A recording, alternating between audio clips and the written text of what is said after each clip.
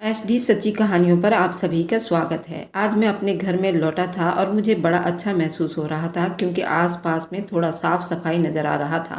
और आज कई दिनों के बाद मेरे घर में से धूप बत्ती की खुशबू आ रही थी, जिससे मेरे अंतर आत्मा तक में शांति मिल रही थी। हम लोग आज इतने संकट और विपदा के बाद बड़े आनंदित थे। आज मेरी माँ की आंखों में खुशी के आंसू थे। वो मेरे पास बैठकर भजन गा रही थी और मुझे बड़ी आनंद आ रहा था। मैं अभी पूरी तरह से ठीक नहीं हो पाया था। ये कहानी बिल्कुल सच्ची है। मुझे नहीं पता था मैं कब से बेहोश था, आखिर मेरे साथ क्या हुआ था। लेकिन जब मेरी आंख खुली तो मेरा भाई मुझे देखकर पागलों की तरह रो रहा था। मैं अस्पताल में बिल्कुल सीधा पड़ा हुआ था। अब ये नहीं पता था कि आज मैं अपनी टांगों से लाचार हो गया था या फिर अपने हाथों से, क्योंकि मुझे कुछ भी तो महसूस नहीं हो रहा था। मेरा भाई इस तरह से रो रहा था कि जैसे उसने मेरी अर्थी देख ली हो। वह अपना सर पीट रहा था और चिल्ला रहा था। अजीब लगता है, आदमी ऐसे तभी रोता है जब कोई बहुत बड़ी बात होती है। डॉक्टर भी पास खड़े थे, उनकी शक्लों पर भी डर नजर आ रहा था। यहाँ तक कि मैं भी डर गया और मैंने कहा, आखिर मुझे क्या हुआ है, बताओ तो मुझे। फिर मैंने अपने आप को देखने की कोशिश की। मुझे मेरे हाथ तो दिखाई दिए। जब मैंने थोड़ी सी गर्दन ऊपर उठाई तो मैं उनको हिला नहीं पा रहा था। तो एक डॉक्टर ने कहा कि अभी आपकी बदन सुन्न है, 24 घंटे में ठीक हो जाएगा। फिर ऐसे भी क्या बात थी कि ये सब लोग इतने ज़्यादा परेशान थे, क्योंकि ना तो मुझे कहीं दर्द हो रहा था, ना ही कोई बहुत ज़्यादा कमजोरी महसूस हो रही थी। मुझे ऐसे लग रहा था जैसे मैं कोई लंबी नींद से जागा हूँ। फिर मैं अपने भाई के मुंह से एक ऐसी बात सुनी। उसने कहा कि मैं इसको जिंदा नहीं छोड़ूंगा। एक औरत मर्द के साथ ऐसा कैसे कर सकती है? वह मेरे भाई के साथ ऐसा कैसे कर सकती है? ये बात सुनकर मैं हैरान हो गया। आखिर मेरे साथ हुआ क्या था? मेरा भाई हमारे पूरे खानदान का सबसे अच्छा कमाने वाला लड़का था और एक बहुत ही अच्छा इंसान भी था। हमारे घर में बस हम 3 लोग ही रहते थे, मेरी माँ, मेरा बड़ा भाई, और जब मेरे बड़े भाई की शादी करवा दी गई तो फिर उसकी बीवी भी आ गई। मेरी उम्र कम थी, अभी मेरी शादी का दूर दूर तक कोई इरादा भी नहीं था। लेकिन मैं इस बात पर खुश था, घर में भाभी आएगी तो घर का थोड़ा माहौल बदल जाएगा। मेरी माँ का कहना था, तुम्हारे भाई ने हमें गरीबी से निकाल कर बाहर किया, उसका इतना हक तो बनता ही था उसके लिए एक बहुत खूबसूरत और खूबसूरत लड़की तलाश की जाए। मेरी माँ बहुत नेक औरत थी, वह एक धार्मिक औरत थी। मैंने उनको तीर्थ यात्रा भी करवा दिया था, पूजा पाठ भी वो हर दिन नियमित तरीके से किया करती थी। यहाँ पर बहुत सुकून से रहते थे। हमारे घर में भगवान की बहुत कृपा थी और कभी कोई लड़ाई झगड़ा भी नहीं हुआ। मेरी माँ चाहती थी कि कोई अच्छी सी लड़की हो, ठीक ठाक, जो खूबसूरत भी हो और घर को संभालने वाली भी हो। और ऐसी तो 1000 लड़कियां मिल जाती हैं, लेकिन पता नहीं मेरी माँ को अभी तक ऐसी कोई लड़की क्यों नहीं मिल रही थी। मेरी माँ ने एक बार भाई से भी पूछ लिया। इस पर उसका कहना था, जैसी भी लड़की आप पसंद करेंगी मुझे कोई ऐतराज़ नहीं होगा, मैं उसी से शादी कर लूँगा। मेरे भाई के लिए बहुत अच्छे अच्छे रिश्ते आ रहे थे। हमने ये बात कई लोगों के कान में डाला हुआ था, कोई लड़की अच्छी और संस्कारी हो तो बताना। इसलिए वो बातों बातों में अपनी बेटी का रिश्ता पेश करती थी। उनको पता था जब लड़का इतना अच्छा कमाता है तो अपने मुंह से बोल देंगे तो क्या हो जाएगा, अगर बदले में उनकी बेटी की ज़िंदगी संवर जाएगी तो क्या हो जाएगा। इसलिए बहुत सारे रिश्ते आ रहे थे। एक हमारे गांव के कुछ दूरी पर हमारे रिश्तेदार के यहाँ एक लड़की थी, लेकिन हमें पसंद नहीं थी। उसका नाम भूमिका था। वह भाई से शादी करना चाहती थी, पर मेरी माँ को वह लोग बिल्कुल भी पसंद नहीं थे और उनके बारे में हमने सुना भी था, ये लोग ठीक नहीं है। कोई इतनी ज़्यादा खूबसूरत भी नहीं थी, बस नॉर्मल सी थी। इसलिए मेरी माँ ने उसके बारे में दूसरी बात भी ना की। भाई की शादी उससे करेंगे या नहीं। मेरे भाई का नाम चिराग है। आखिर मेरी माँ को एक लड़की मिल गई। एक लड़की बड़ी प्यारी थी, खूबसूरत थी, लाज शर्म वाली थी। हम लोग बैठे खाना खा रहे थे, जबकि ये इस घर की होने वाली बहू है। तू भी एक बार देख ले। और उसके बाद मेरे भाई ने जो हरकत की वो देखकर हम लोग हैरान रह गए। उसने तो इस तस्वीर को ऐसे छांट कर पीछे किया जैसे टेबल के ऊपर कोई तस्वीर नहीं बल्कि कोई कीड़ा पड़ा था, जिसको ऐसे हाथ से पीछे कर दिया जाता है। कहने लगा, इससे शादी करूंगा, आपको मेरे लिए यही लड़की मिली थी। मेरी माँ हैरान रह गई और मैं भी, क्योंकि लड़की बहुत ज़्यादा खूबसूरत थी, पढ़ी लिखी थी। उस लड़की का परिवार भी बहुत अच्छा था। लेकिन मेरे भाई ने तो बस एक नज़र देखा और इस तरह की हरकत करके फिर से खाने में बिजी हो गया। मेरी माँ ने कहा, ठीक है बेटा, अगर तुझे लड़की पसंद नहीं आई तो आराम से बोल दे। कहने लगा कि आराम से बोल दूंगा तो आप समझोगी नहीं, इसलिए आपको आखिरी बार कह रहा हूँ कि इससे मैं शादी नहीं करूँगा। मेरी माँ का दिल टूट गया क्योंकि उन्होंने बड़ी मुश्किल से उस लड़की को तलाश किया था। कहने लगी कि अच्छा फिर बता दे किससे शादी करनी है, या मैं कोई और लड़की तलाश कर देती हूँ। तो उसने पानी का गिलास पिया और कहा, नहीं नहीं, रहने दो, कोई ज़रूरत नहीं है, लड़की मैंने तलाश कर ली है। हम बड़े हैरान हुए कि खुद ही तो कह रहा था कि आप लोग मेरे लिए खुद लड़की तलाश कर लेना, और अब कह रहा था कि मैंने लड़की तलाश कर ली है। मेरी माँ ने कहा, अच्छा अगर तेरी खुशी है तो हमें क्या एतराज़ हो सकता है, बता दे कौन है, उसके घर हम तेरा रिश्ता लेकर चले जाएंगे। कहने लगा, रिश्ता ले जाने की ज़रूरत नहीं, बात पक्की हो गई है, बस कल परसों रस्म करने के लिए चले जाना, गोद भराई और बात पक्की करके चले आना, कोई देखने दिखाने वाला सीन नहीं है। मैंने भूमिका से शादी करनी है। मेरी माँ के तो मानो जैसे गले में कुछ फंस सा गया हो।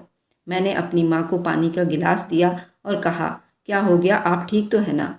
लेकिन मेरे भाई के चेहरे पर ऐसे आसार दिखाई दे रहे थे जैसे वह कुछ बुरा ही कहना चाहता हो, लेकिन लिहाज कर रहा था। मेरी माँ ने कहा, तू उस भूमिका से शादी करना चाहता है, अगर तू उसके अलावा किसी और का नाम लेता तो भगवान की कसम मुझे कोई समस्या ही नहीं होती, लेकिन तुझे पता है कि वह लड़की ठीक नहीं है।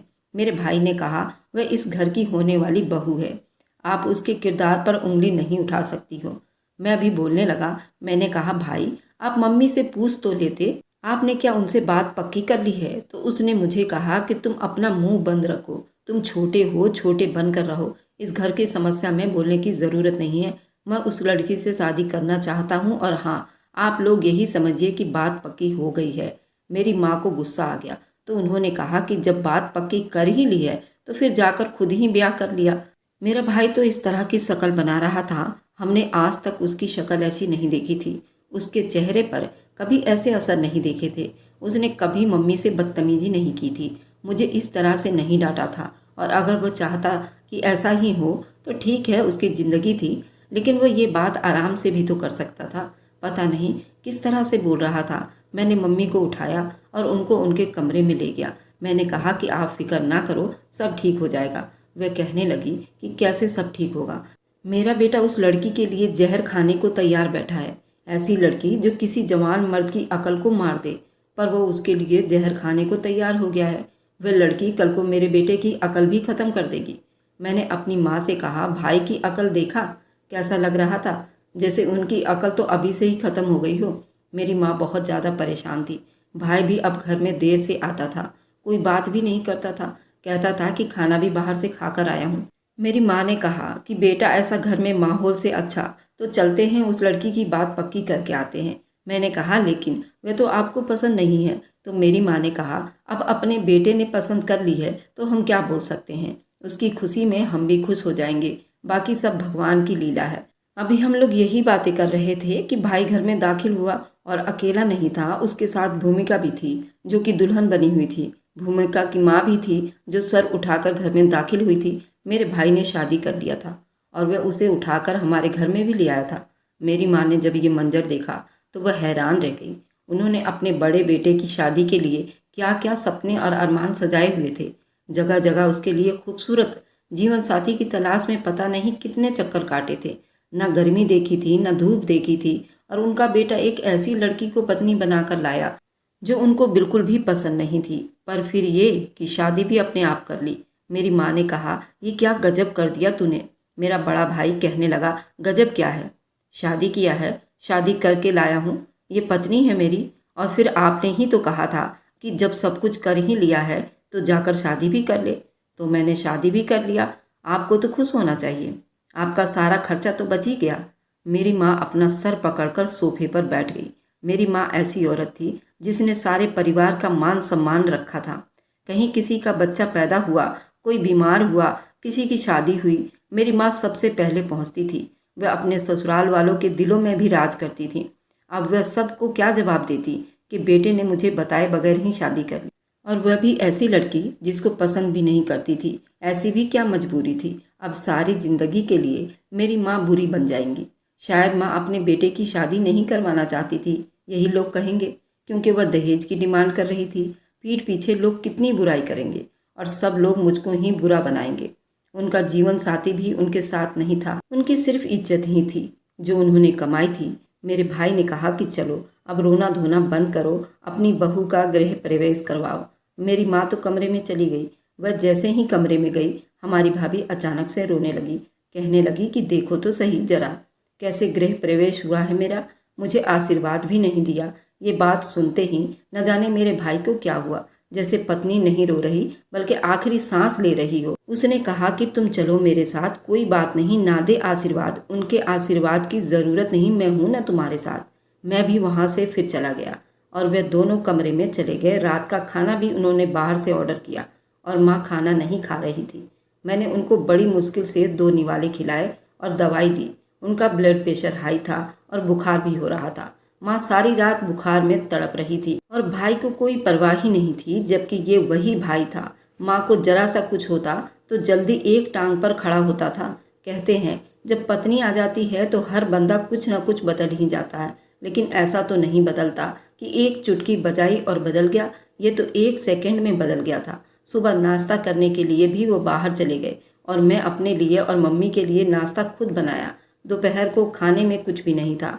मेरे पास पैसे भी खत्म हो गए। मैंने भाई से पैसे मांगे। उसने कहा कि अपनी भाभी से काम मत करवाना, वह 4-5 महीने काम नहीं करेगी। अभी उसकी शादी हुई है और हम लोग वैसे भी हनीमून पर जा रहे हैं।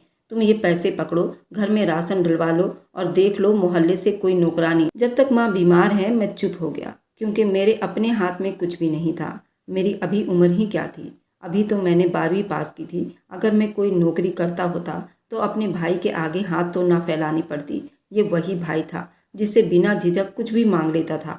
लेकिन अब अजीब सा लग रहा था, क्योंकि जब उन्होंने मुझे पैसे दिए तो उनकी पत्नी भी देख रही थी और उसकी नज़र पैसों पर ही थी। वे लोग तो हनीमून पर चले गए और हनीमून पर लोग कितने दिन के लिए जाते हैं? ज़्यादा से ज़्यादा 10 या 15 दिनों के लिए। लेकिन आज उनको गए हुए 2 महीने हो गए थे, वापस नहीं आ रहे थे। अब तो भाई ने पैसे भेजने भी बंद कर दिए। इधर उधर रखे हुए वह इस्तेमाल हो गए। नौकरानी तो कोई न मिली। माँ ने उठकर खुद ही काम संभाल लिया। थोड़ी मदद मैं भी कर देता था। जब बहू रानी वापस आई तो उसके तेवर बदले हुए थे। ऐसा लगता था बहुत बड़ी जंग जीत कर आई हो। लेकिन भाई ने भी उनको सामने बिठाकर कहा, अब ये इस घर का हिस्सा है, मुझे घर में कोई लड़ाई झगड़ा नहीं चाहिए, सब लोग प्यार मोहब्बत से रहना। मेरी माँ ने भी कह दिया, ठीक है, देखेंगे जो भी समस्या है। अब तुम ले आए हो तो क्या कर सकते हैं। मैं तुमसे बहुत मोहब्बत करती हूँ बेटा, इसलिए तुम्हारी खुशी में अब हम सब की खुशी है। अब तुम इस बात की फिक्र ना करो। मैंने अपनी माँ को कहा, आप कुछ तो कहती। तो मेरी माँ ने कहा कि अब क्या कहती, सारा कुछ तो कर लिया उन लोगों ने। मेरी माँ का फैसला भी बुरा नहीं था, एक घर में रहना था और मेरी माँ के अंदर इतनी ताकत नहीं थी कि वो मेरी भाभी की चालाकियों की मुकाबला कर पाती। मेरी माँ सीधी सादी औरत थी। पापा के जाने के बाद वैसे ही उनके अंदर ज़्यादा हिम्मत नहीं रह गया था। वह भी बहुत संभाल रही थी। कभी कोई फ़ोन करता था तो कभी कोई बहाना बना दिया करती थी। उनके माता पिता बीमार थे, इसलिए जल्दीबाजी में शादी हुई है। मेरी माँ ने कहा कि ज़िंदगी में कभी बिना वजह झूठ नहीं बोला और अब इतना बड़ा झूठ बार बार बोलना पड़ रहा है। भाभी ने इस घर को पूरे तरीके से अपने हाथ में लेने की कसम खा रखी थी। उन्होंने कहा कि जो मेरा दिल करेगा वही पकेगा। एक दिन मैं घर में आया तो अजीब सी बदबू आ रही थी। हमारे घर में हरदम साधारण खाना बनता था, दाल सब्जी रोटी, उसके अलावा ऐसा कुछ भी नहीं बनता था। लेकिन आज किचन में से अजीब सी बदबू आ रही थी। मैं किचन में गया तो भाभी खड़ी होकर खाना बना रही थी। मैंने कहा, क्या बना रही हो? मैंने नाक पर हाथ रख लिया। उसने कहा कि नाक पर हाथ रखने की क्या ज़रूरत है, खाने को देखकर ऐसी हरकतें नहीं करते। कहने लगी, बकरे की अतड़िया बना रही हूँ। मैं तो हैरान रह गया। मैंने कहा कि पर हमारे घर में तो कोई भी नहीं खाता। उसने कहा कि हाँ, अपने लिए बना रही हूँ, तुम्हारे लिए थोड़ी ना बना रही हूँ। हर बात पर उल्टा जवाब देती थी। लेकिन मैं चुप रहा और वहाँ से चला गया। मैंने अपनी माँ से कहा, ये सब घर में क्या हो रहा है? तो कहने लगी, मैं उसे रोक तो नहीं सकती, अपने लिए जो कुछ बनाने का दिल कर रहा है तो बना ले। बाहर बड़ी बदबू आ रही थी, इसलिए मैं अंदर जाकर बैठ गया। हमारे घर में कभी कभार चिकन वगैरह तो खा लेते थे, पर ये सब आज तक नहीं खाया था। पता नहीं ये क्यों बना रही है। मैंने कहा कि हम क्या खाएंगे। मेरी भाभी किचन में से चिल्लाई, इतना क्यों नाक चढ़ा रहे हो? मैंने कहा, ना मैं अपने लिए बना रही हूँ ना। फिर माँ ने कहा, हम लोगों के लिए तो कल आलू बनाया था ना, वह पड़ा है, तुम्हारा भाई भी वही खाएगा। दोपहर को जब सब लोग टेबल पर बैठे तो मेरी माँ ने मेरे भाई के लिए भी पहले से ही दाल प्लेट में डाल रखा था। लेकिन उस दिन जो टेबल पर हुआ वो देखकर हम दोनों माँ बेटा हैरान रह गए। जिंदगी में पहली बार वह भी दोनों हाथों से ऐसे खा रहा था कि जैसे अभी कोई उसके हाथ से छीन लेगा। चलो माना कि इतना टेस्टी बना है और जो काम उसने कभी ना किया और कर लिया, लेकिन इंसानों की तरह तो खा सकता था।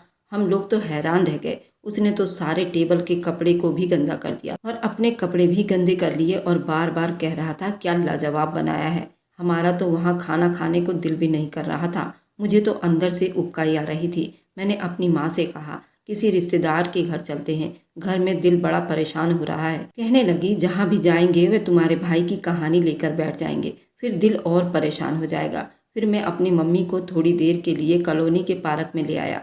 उनका दिल थोड़ा बहल जाएगा। घर का माहौल अजीब सा हो रहा था। अजीब अजीब चीज बनती थी। भाभी इस तरह से परेशान कर रही थी। मैं उनको कुछ कहता नहीं था। अगर हम कुछ बोल भी देते तो वह भी गुस्सा करती और भाई भी हमें बातें सुनाता, कहता अपनी पसंद से कुछ बना लेगी तो क्या हो जाएगा। अगर उसने इस घर की किसी चीज़ को हटा दिया तो क्या हो गया, ये उसका भी तो घर है। यहाँ तक कि लड़ाई झगड़ा होने लगे, छोटी छोटी बातों पर फसाद होने लगी। फिर मेरी माँ ने इन सभी बातों को बाहर निकाल फेंका और घर में अच्छा माहौल बना रहे इसलिए उन्होंने भजन कीर्तन में अपना ध्यान लगा लिया। मेरी माँ जब भी भजन कीर्तन गाया करती थी तो पड़ोस के लोग भी घर के अंदर आकर बैठ जाते थे, क्योंकि मेरी माँ भजन बहुत अच्छा गाया करती थी। लेकिन यहाँ मेरी माँ ने भजन कीर्तन शुरू किया और वहाँ मेरी भाभी का चेहरा ऐसे बन गया जैसे क़यामत आने वाली हो। पहली बार मैंने उनको इतना परेशान देखा था। उन्होंने कहा कि तुम्हारी मम्मी क्या कर रही हैं। मैंने कहा भगवान के याद में अपने आप को लगाने का सबसे अच्छा तरीका है। इस बात पर वे वापस अपने कमरे में चली गई।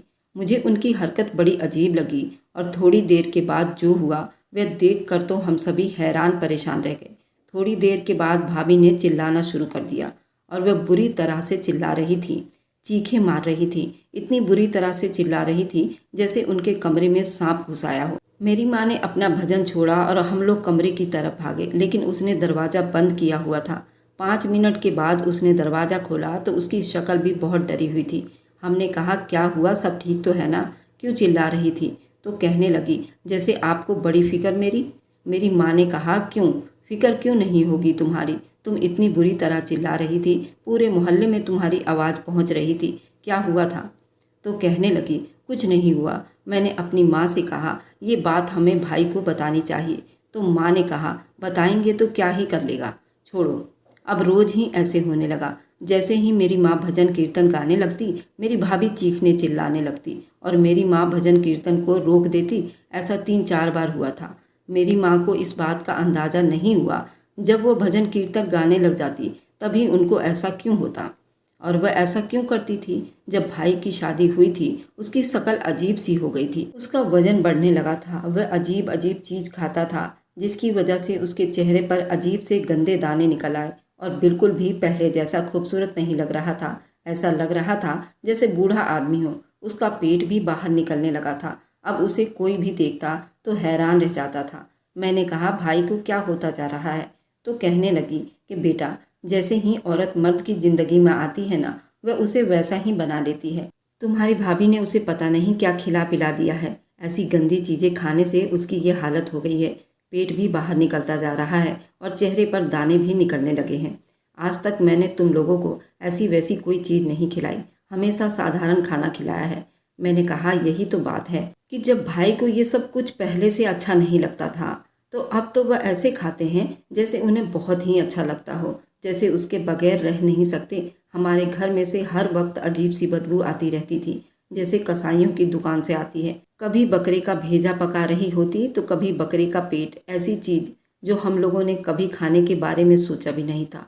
पर मेरी भाभी पकाती भी ठीक से नहीं थी, कच्चा पक्का बनाकर सामने रख देती थी। मेरा भाई मज़े से खाता था। अब तो हमारे घर कोई आस पड़ोस के लोग भी नहीं आते थे। कहते थे तुम्हारे घर से बड़ी अजीब बदबू आती है ना।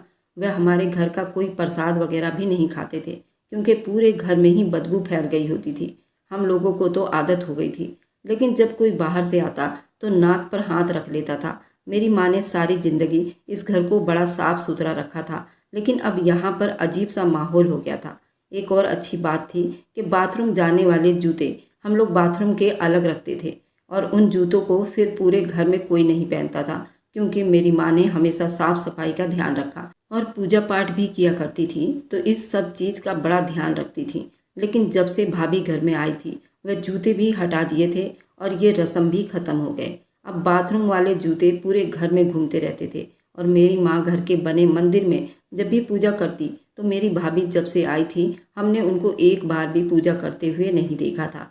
पूरा दिन कमरे में क्या करती रहती थी, भाई की हालत तो ख़राब कर दी, लेकिन खुद बिल्कुल ठीक ठाक थी। एक दिन मेरा भाई मेरी माँ के कमरे में गया। मैं बड़ा हैरान हुआ कि आज इतने दिनों के बाद मेरे भाई को ये ख्याल कैसे आ गया, वरना पहले तो उसकी आदत थी जब रात को काम करके घर आता था तो खाना खाकर थोड़ी देर बाद वह माँ के कमरे में बैठ जाता। आज बड़े दिन के बाद वह कमरे में गया तो मैं भी खुश हो गया और पीछे नहीं गया। मैंने कहा कि चलो अच्छा है, थोड़ी देर साथ बैठ जाएंगे, भाई को ख्याल तो आया।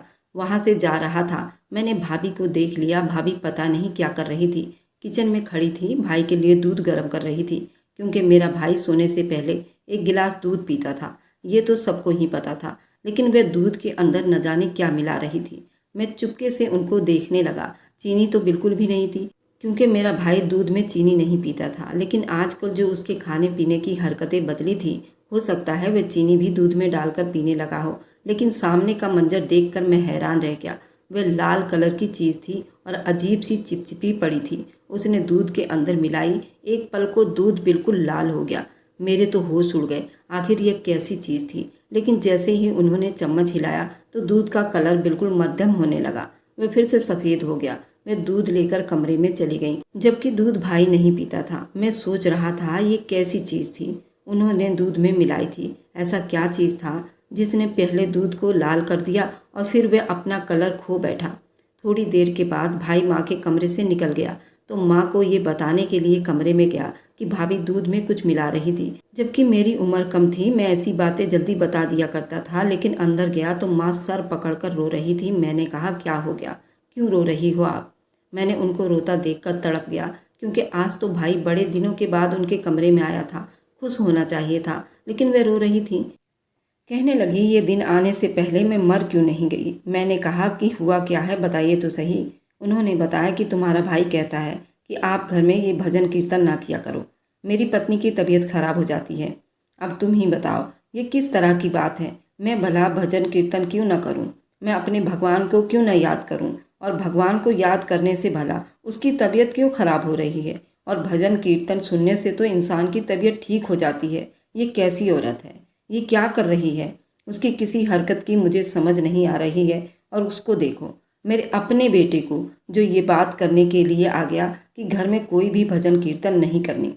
अरे मैं तो हमेशा से घर में भगवान की भजन कीर्तन करती आई हूँ। ये तो जब इस घर में आई तो 2-3 महीने के लिए मेरा दिमाग ही घूम गया और मैंने इतनी परेशान हुई, मैंने भजन कीर्तन ही छोड़ दिया था। अब मैं क्या करूँ, आप कहीं और जाकर ये सब करें।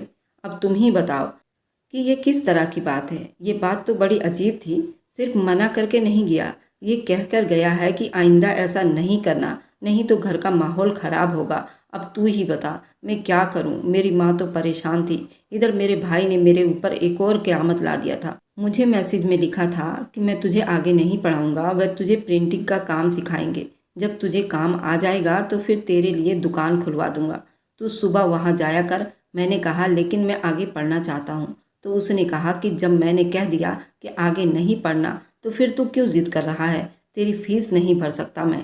कोई हुनर सीख ले, अपने पैरों पर खड़ा हो जा, अपने पैसे खुद कमा। मैंने दिल पे सोचा कि बात तो ठीक है, अगर स्कूल का फीस मांगना पड़े तो मुझे भाई का मुंह ही देखना पड़ेगा। अच्छा हुनर सीखूंगा तो अपने 4 पैसे खुद कमा लूंगा। फिर दुकान पर सुबह जाता था तो रात को वापस आता था। पूरा दिन मेरी माँ के साथ पीछे क्या होता था मुझे पता ही नहीं होता था। जब मैं वापस आता था तो वो बताती भी नहीं थी। मेरी रूटीन अचानक से बदल गई। अगर मैं नहीं जाता तो मेरा भाई मुझे खुद ज़बरदस्ती छोड़ कर आता और कहता क्यों नहीं जाएगा तू, जाकर काम कर। माँ की शक्ल देखकर लगता था दिन भर में कुछ ना कुछ ज़रूर बुरा हुआ है, या तो भाभी ने बदतमीजी की है या फिर कोई उल्टी सीधी बात हो गई है। मेरी माँ की तबीयत भी आजकल बड़ी ख़राब रहने लगी, वह मुझे कुछ भी नहीं बताती थी। मैं बार बार पूछता। एक दिन मुझे भाभी पर बहुत गुस्सा आ गया। मैंने कहा क्यों मेरी मासूम सी माँ के पीछे पड़ी रहती हो, वे आपको क्या कहती हैं, क्यों भाई के कान भरती रहती हो। इस घर में आपकी शादी हुई है तो एक अच्छी औरत की तरह रहो ना। इस घर को अपनी मुट्ठी में करने की ज़रूरत नहीं। शायद आपको पता नहीं है, ये घर आज भी मेरी माँ के नाम पर है, आपके पति के नाम पर नहीं। वह इस घर को चलाता है, लेकिन ये घर मेरी माँ का है। वह जब चाहे तुम लोगों को यहाँ से निकाल सकती है, फिर दफ़ा हो जाना तुम लोग यहाँ से। इस घर को मैं खुद भी चला लूँगा। मैं हैरान था कि भाभी ने बड़े आराम से चुपचाप मेरी बातें सुनी, कुछ भी ना कहा।